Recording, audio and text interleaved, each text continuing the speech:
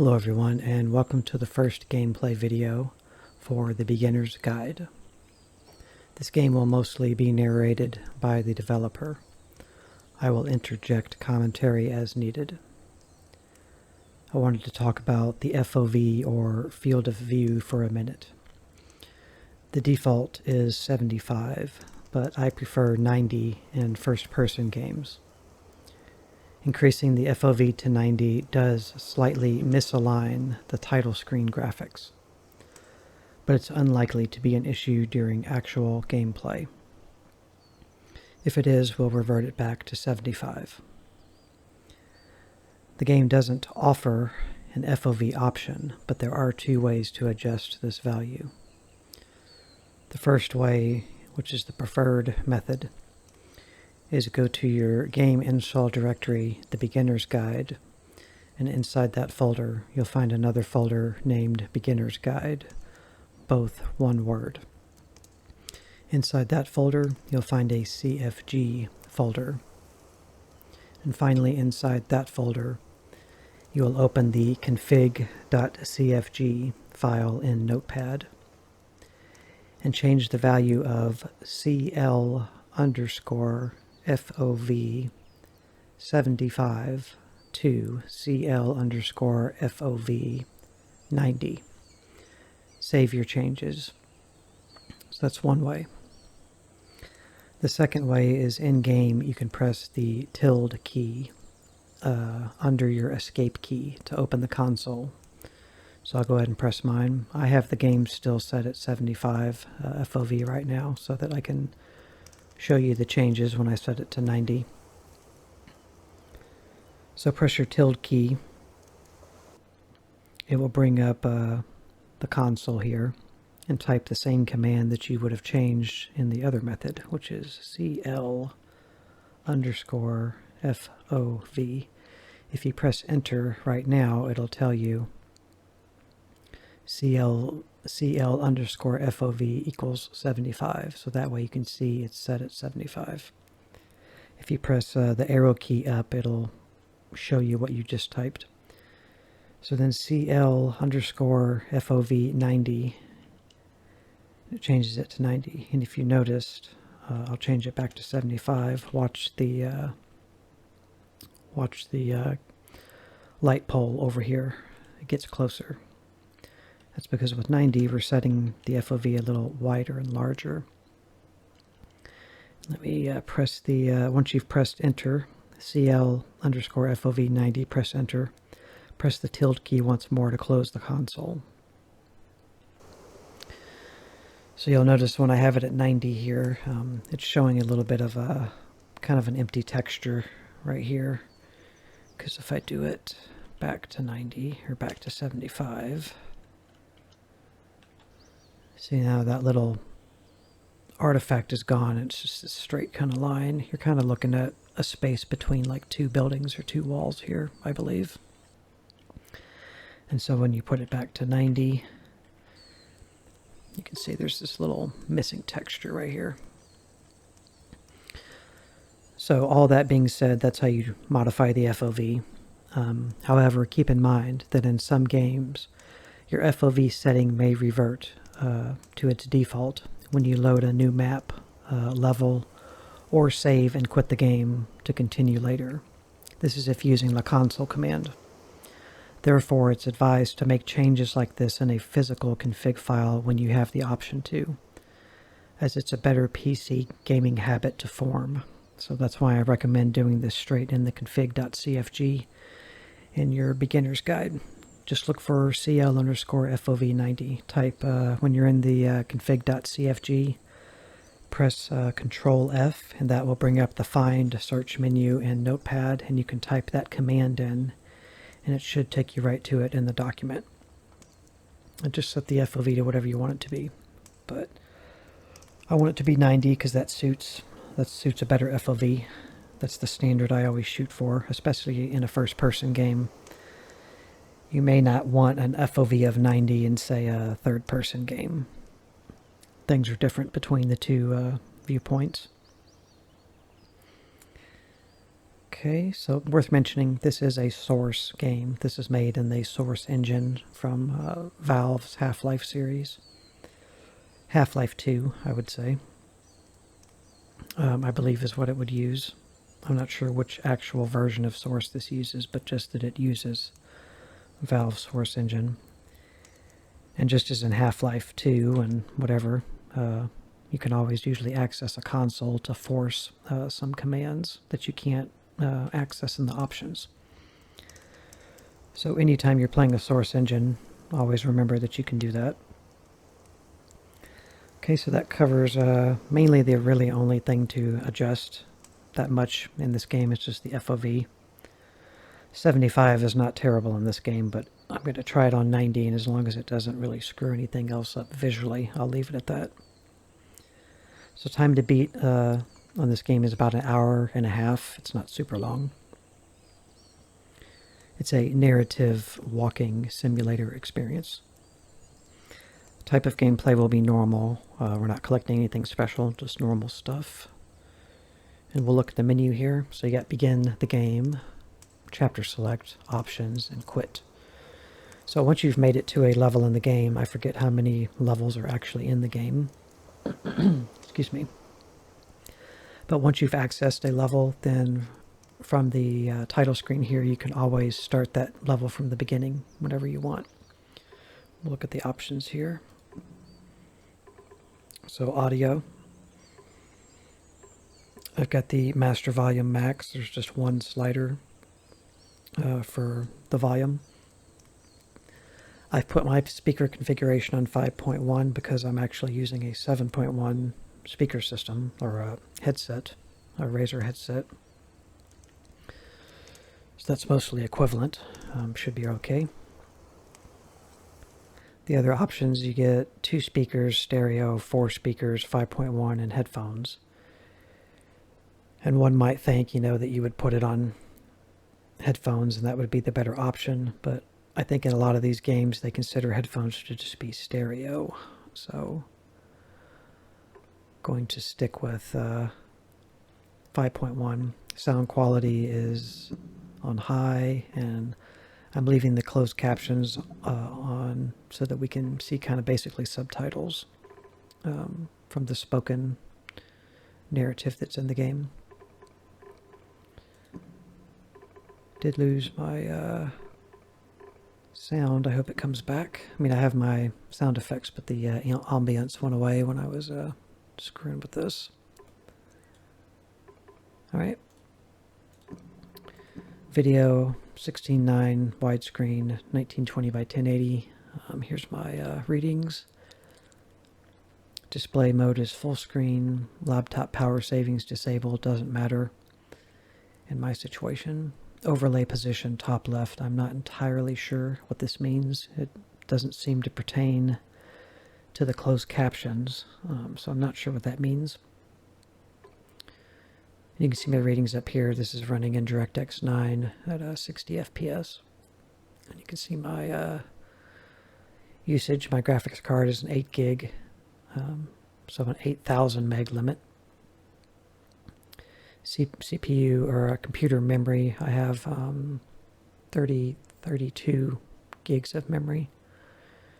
And then these are my temps for my graphics card, my CPU temp, how fast my fans are spinning on my GPU, and how much of my total GPU is being utilized. That's what all that means. Sometimes I show this in games when I think about it, so you can see what's going on. Anti-aliasing. Put this on 8x, MSAA, it's just standard anti-aliasing. Filtering mode, anisotropic 16x is where you want it. VSync, I'm using double buffered.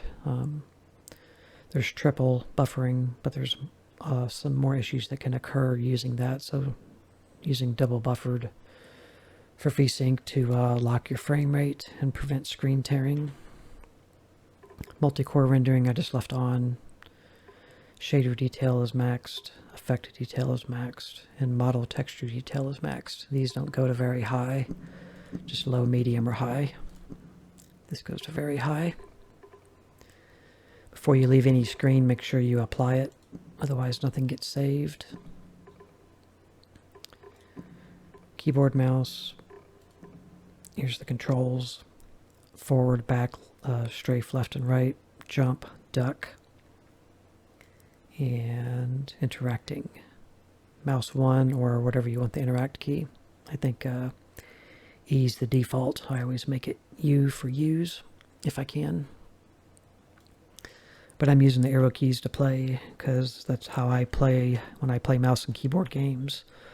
I don't play WASD for the movement. I use the arrow keys. So then that also forces me to use the number pad for my other keybinds, as well as the 6 keys above the arrow keys. So jump key for me is going to be the number pad 0 key, and then my duck key I've made number 1, the 1 key on my number pad, which normally I would make my second key I use for crouching. Normally my 1 key is for running, but this game has no run option, just a jump and a duck and movement, and then you have your interact key, and you can either use another key or you can just use your mouse. Either way, that's the keybinds. Reverse mouse would just be inverting up and down. Look, this is your mouse sensitivity. This seems pretty good. I'm using a Razer mouse with 800 DPI setting, and then this is where I decided to put the setting in the game as well. I decided to use raw mouse input, which is usually pretty good to use, especially if you have a good mouse like I do. That just gives you even more precise control. And the opposite of that, if you're going to use raw mouse input, which you should, definitely don't use mouse acceleration. Always turn mouse smoothing and acceleration off. Excuse me. Usually, I would say test it to start with and see if it causes problems. And if your mouse movement is hindered in some way, it's probably because something like this is on. Or possibly because you need to turn something like raw mouse input on. And then I just moved the acceleration slider to 0 just to make sure nothing happens, even though I have it disabled. And then gamepad enabled or disabled. I'm not using a gamepad, so it doesn't apply. And that is the settings for the game. And there's no level select option or anything like that. You just play. So first we'll watch the opening cutscene, and then I'll go over anything else there is to go over. That's about it. So we're going to start a new game here.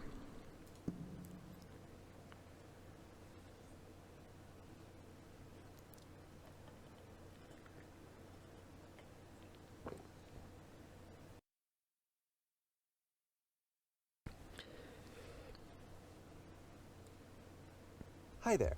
Thank you very much for playing the Beginner's Guide. My name is Davey Reedon. I wrote The Stanley Parable, and while that game tells a pretty absurd story, today I'm going to tell you about a series of events that happened between 2008 and 2011.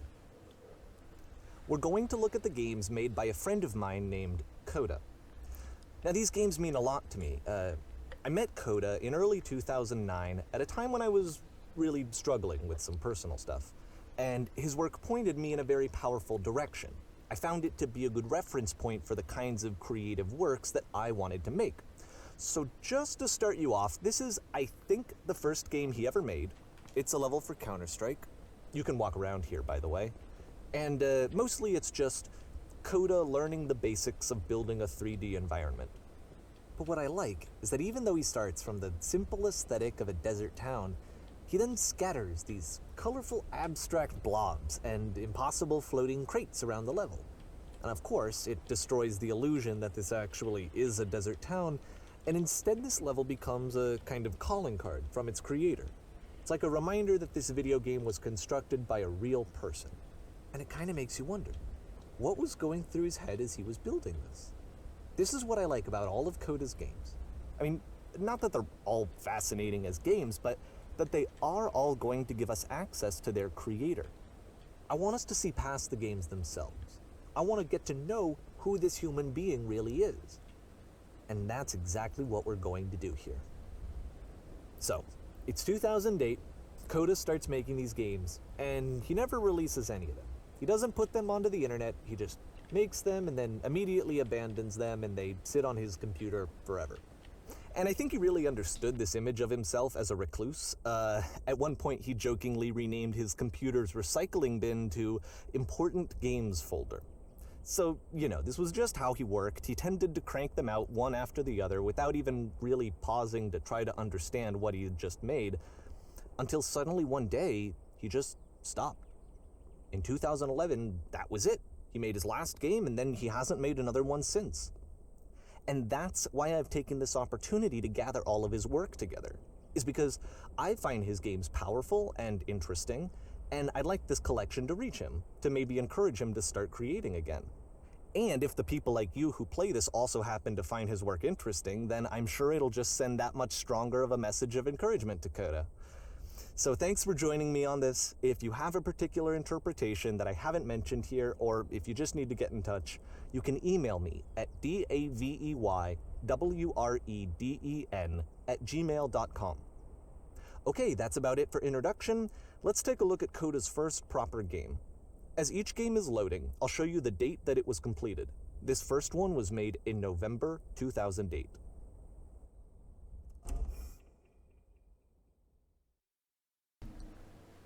Okay, so we have control. We had control already, but so as I said, you just have your movement, your jumping, and your crouching, and your interact with either the E key or whatever you set it to be, or your left mouse click. So that's really all there is to touch on here. This is a straightforward game. Okay, here we go. Okay. That's not good. This game is called Escape from Whisper, and it's one of the more generic games you'll see from Coda.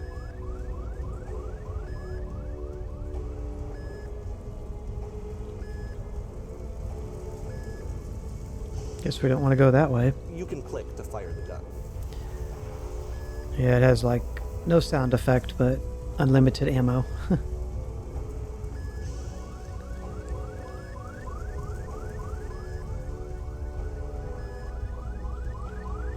The Whisper Machine.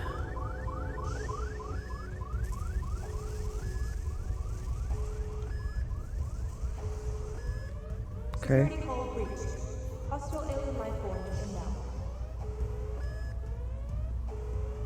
It kinda looks like this game was abandoned mid-development. For instance, you have this gun, which you'd think would indicate that there are supposed to be monsters or enemies somewhere, but then clearly there are no enemies anywhere. You can't even reload the gun when you run out of bullets. But ultimately we don't really know. Maybe Coda thought that actually it was complete the way that it is. And I think that we should talk about his games for what they are, rather than for what they're not. Enemy force neutralized. Begin shield evacuation. I feel like I'm playing Unreal Tournament. I love how you can see the bottom of the universe from this room. Yeah.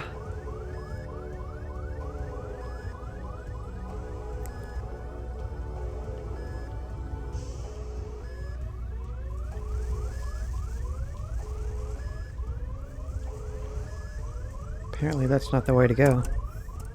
It's opened? Okay.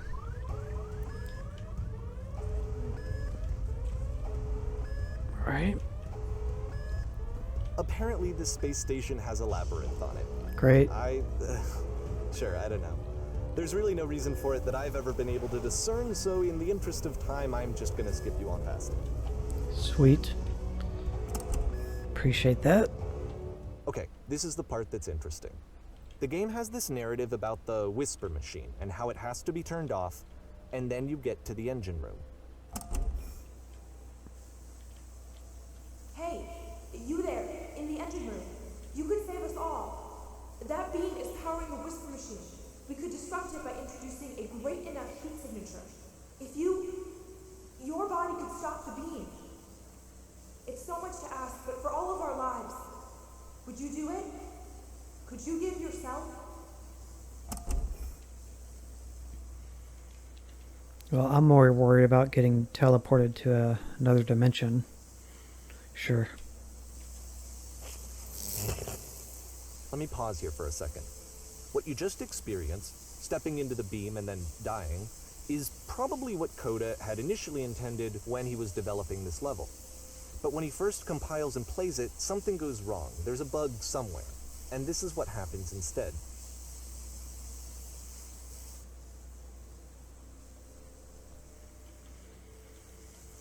Okay.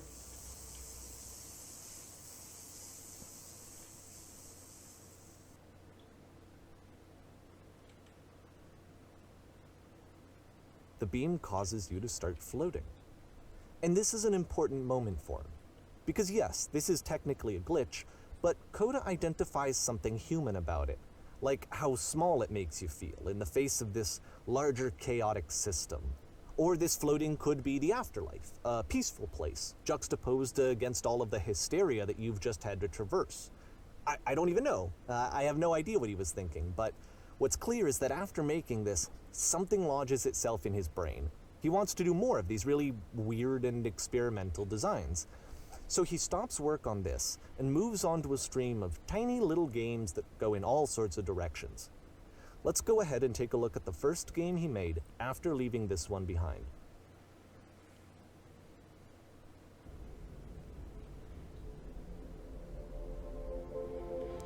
The past was behind her. Okay. Ah. Yep, in this game you can only walk backwards.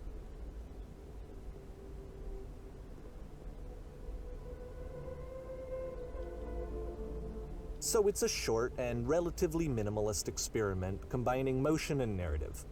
It is less advanced than the previous game, but actually it seems to be more focused, more complete.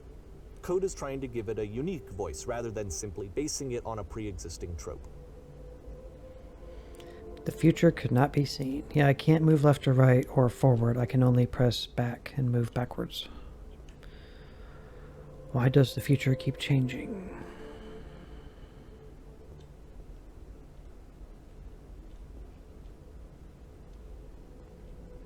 The past was behind her.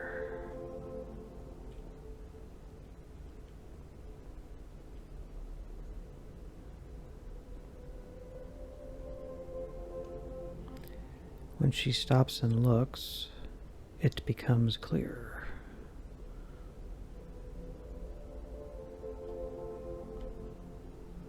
But if the future is always behind her, how will she find the strength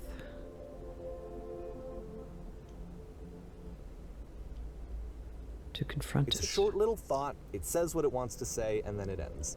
Didn't need anything more than that. Which to me is why it works, because it gets out quick. Okay, next one.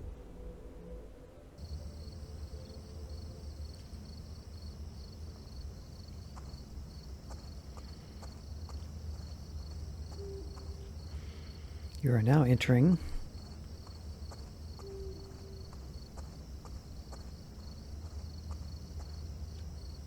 And that's it.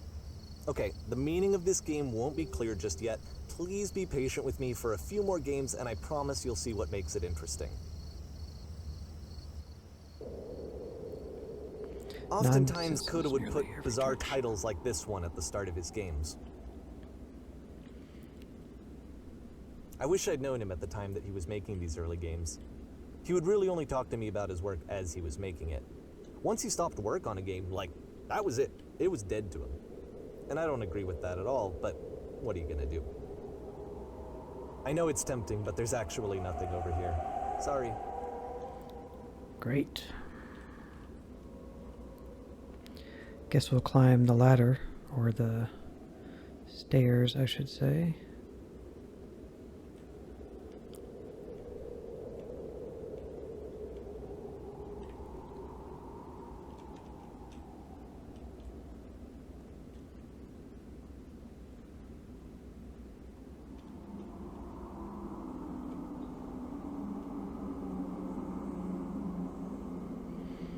It's going slower and slower. Once you've been slowed to an absolute crawl, the door at the top of the stairs opens. So why, if Coda's not showing these games to anyone, Why bother opening the door at all? Well, to show you, I'm modifying the game here so that when you press enter, it'll bring you back up to full speed so you can enter the door for yourself. Okay, I pressed enter. Now I'm moving normal. There's actually something in here.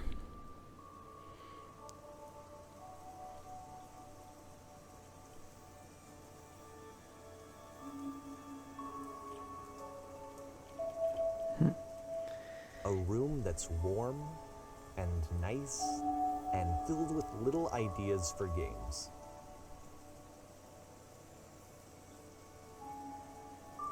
You are a gate. Coda would often tell me that he didn't mind if people thought of him as cold or distant. He said that he knew that he was actually a vibrant and compassionate person, but that it takes time to really see that. It can be a very slow climb to get there.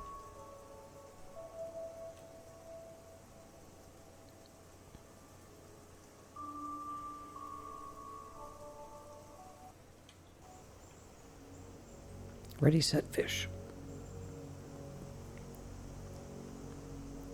Okay.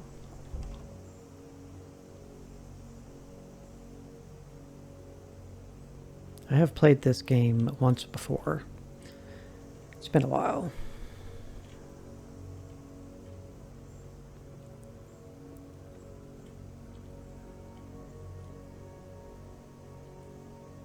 Well, this is new for Coda. It's an actual puzzle. Go ahead and see if you can solve it.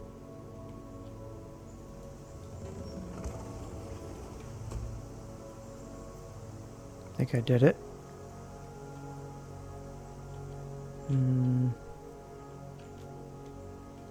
I jumped. I wasn't sure about that fog. Okay, I can't go forward. Just touch it. Didn't do anything.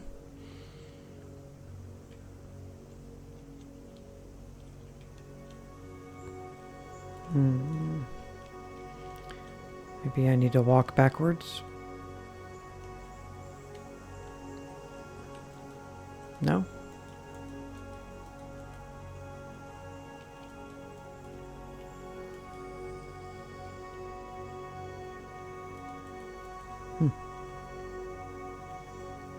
Okay. There's nothing in here.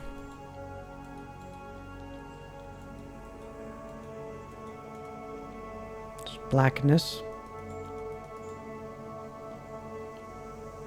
Oh, I think we need to close it and then walk back in.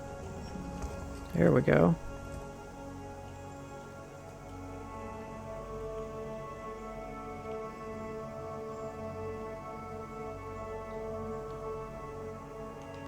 Okay, now there's another handle here. Don't forget that solution, because we're going to see this puzzle again soon. We're going to see it a lot. Okay. 3 dots.